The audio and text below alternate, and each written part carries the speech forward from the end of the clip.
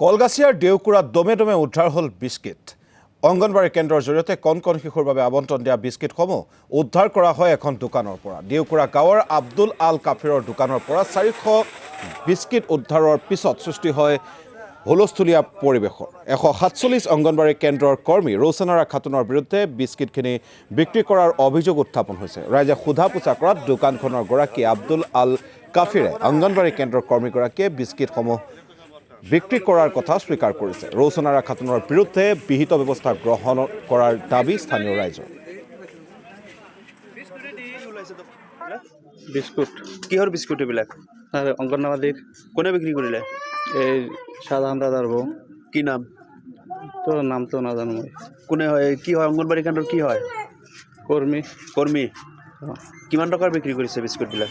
নাই মোক কালি দিছে, হা? কালি দিছে। কিমান? আমাক সি কৈছে যে লৈ যা বিক্ৰী কৰি দিবা।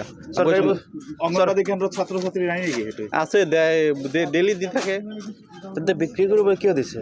মইতো নাজানো। আপুনি কিমানকৈ বিক্ৰী কৰি আছে? আমি 5 টকা। 5 টকাকৈ বিক্ৰী কৰি আছে। কিমান বিক্ৰী কৰিলে ইতিমধ্যে?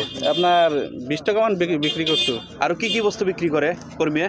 আৰুতো মই নাজানো। কোনটো অংগনবাড়ী কেন্দ্ৰ? এই যেটো ইয়াতে। নাম কি? এই 5 টকীয়া বিস্কুটৰ লোভটো এটা অংগনবাদী কৰ্মীয়ে সহ্য কৰিব নোৱাৰি যে দোকানত বিক্ৰী কৰিছে, তাৰ কাৰণে মই ধিক্কাৰ জনাইছোঁ। কি নাম কৰ্মী? কৰ্মীৰ নাম ৰৌচনাৰা খাতুন। প্ৰেচিডেণ্ট কোন হয়? এইটো চেণ্টাৰৰ মানে একচুৱেলি চৰকাৰী গাইডলাইন মতে আমি প্ৰেচিডেণ্ট পঞ্চায়ত ৱাৰ্ড মেম্বাৰক দিছে। মই খবৰ ৰাখেনে নাই আপুনি? 2 মাহ হ'ল মানে প্ৰেচিডেণ্ট হৈছে, এতিয়ালৈকে প্ৰেচিডেণ্ট মানে অফিচিয়েলি এপ্ৰুভ হোৱা নাই।